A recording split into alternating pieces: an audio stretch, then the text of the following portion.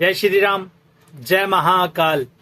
आज मैं आपको कुछ ऐसी बात बताऊंगा। मेरे पास बहुत क्वेश्चन आते हैं, बार बार कमेंट्स आते हैं कि भैया जो भी हम पूजा पाठ कर रहे हैं वो स्वीकार हो रही है या हमारे साथ शक्ति कौन सी चल रही है। बार बार एक ही कमेंट आ रहा है, बार बार एक ही कमेंट आ रहा है कि भैया हमारे साथ शक्ति कौन सी है, कृपा कौन सी चल रही है, कौन से भगवान की कृपा चल रही है।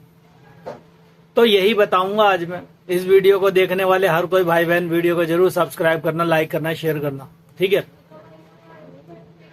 पूजा, जब भी हम पूजा पाठ कर रहे होते हैं ना, तो भैया ये सोच करके मत किया करो कि हमारे साथ कोई शक्ति चलेगी, कृपा आएगी, भगवान हमारे साथ चलने लग जाएंगे, भगवान हमारे काम करने लग जाएंगे। ये सोच करके भगवान की सेवा किया करो, ये सोच करके भगवान की पूजा किया करो कि भगवान के लिए हम कुछ कर सके।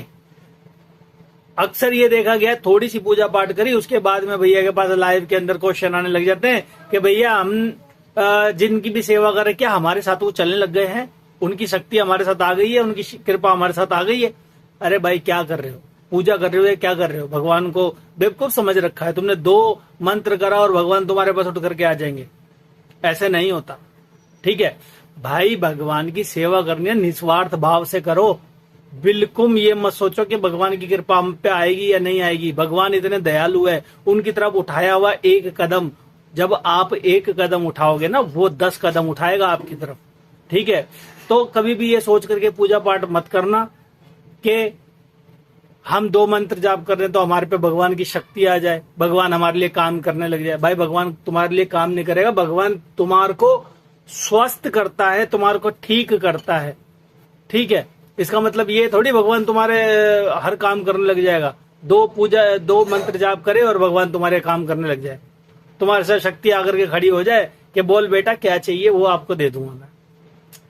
तो भाई पूजा पाठ का अर्थ यह है कि भगवान से अपनी कनेक्टिंग बनाना, भगवान के साथ अपना एक कनेक्शन बनाना कि बाबा जी, हनुमान बाबा जी, शेरों वाली मैया जी, कालका माता जी, भैरव बाबा जी, भोले बाबा जी, गणेश भगवान जी, हम तो आपके चरणों में हैं, आप हमें कुछ मत दो, अपनी आशीर्वाद तो दो ना। आशीर्वाद, केवल आपका आशीर्वाद चाहिए, इसके अलावा हमें कुछ नहीं चाहिए। अब 2 अगरबत्ती घुमा रहे हैं, धूप बत्ती घुमा रहे हैं, उसके बाद बोलते भगवान जी मेरी गाड़ी गाड़ी दिलवा देना मेरी। अरे भाई भगवान तुम्हारी गाड़ी दिलवाने के लिए आए हुए हैं, वो तो बेचारे बैठे हैं अपने एक स्थान पे, तुम बुला रहे हो उनको जबरदस्ती। वो नहीं आना चाहते तुम्हारे पास। क्यों नहीं आना चाहते? तुम्हारा भाव ही ऐसा नहीं है, समझ रहे हो भाई। भगवान नहीं आना चाहता तुम्हारे पास, तुम खुद जबरदस्ती भगवान को बुला रहे हो। भगवान हम आपके नाम की इतनी माला कर ली। अरे माला, 1 माला कर ली, 2 माला कर ली, उसको भगवान को गिनाना जरूरी है क्या? आज हमने बाबा भैया जी, आज हमने 100 हनुमान चालीसा पढ़ी है, 100 हनुमान चालीसा सिद्ध करी है, क्या हमारी सिद्धि हो गई? क्या हनुमान जी हमारे साथ चलने लग जाएंगे, काम करने लग जाएंगे? भाई पूजा करिए, क्या करिए, समझ रहे हो मेरी बात को मैं क्या बोल रहा हूं? अगर कोई काम करना है ना, इस हाथ से करो, इस हाथ को पता ना लगे, ठीक है।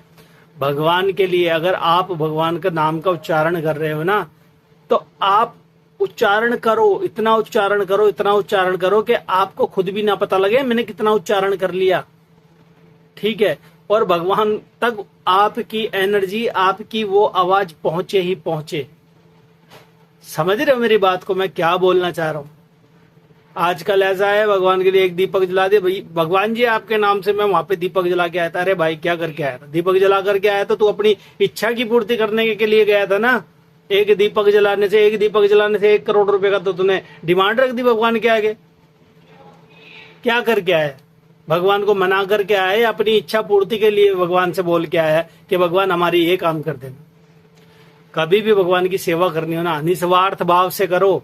ये मत सोच के करो कि भगवान मुझे ये चाहिए, कर दो बस भगवान की सेवा, वो आपका काउंट हो रहा है ऊपर के लोग के अंदर, ठीक है। तो भाई हमेशा भैया यही समझाते हैं कि भाई पूजा पाठ करो, भगवान से कुछ इच्छा रख के पूजा पाठ मत करो, बिना इच्छा के पूजा पाठ करो। देखो आपकी हर एक इच्छा अपने आप पूरी कर देंगे भगवान। समझ रहे हो भैया क्या बोल रहे हैं? कुछ मांग के अगर पूजा करी गई तो क्या पूजा वो स्वीकार होगी तुम्हारी? समझ रहे हो मेरी बात को? अरे भाई भगवान इतना दयालु है, आप जब उनके लिए कुछ करते हो ना, उनके लिए समय देते हो, तो वो आपके बिना बोले ही वो चीज करने लग जाते हैं, वो चीज देने लग जाते हैं, ठीक है। तो हर किसी भाई बहनों को मैं यही बोलूंगा कि भाई पहले भगवान को मनाओ, तो जब भी तो वो शक्ति आपके साथ चलेगी। 108 हनुमान चालीसा करने के बाद सीधा मेरे भैया से पूछते हैं कि भैया हमारी हनुमान चालीसा सिद्ध हो गई। हम किसी के झाड़ा लगा दे, अबे भाई झाड़ा लगाएगा दूसरे की नेगेटिविटी उठ करके तेरे ऊपर आ जाएगी। क्या सोच रहा है तू भगवान को? क्या सोच करके बैठ लिया कि भगवान तुम 108 हनुमान चालीसा करोगे और भगवान तुम्हारे गुलाम बन जाएंगे? भाई क्या सोच है आदमियों की। 108 हनुमान चालीसा करी तुमने, अपने के लिए करी, भगवान के लिए नहीं करी भाई। वो तुम्हारे को कुछ चाहिए, भगवान को कुछ नहीं चाहिए तुम्हारे से। भगवान के लिए तो तुम 2 हाथ भी जोड़ दोगे ना कि बाबा जी बस आप अपनी दया बनाए रखना, बस मुझे कुछ नहीं चाहिए।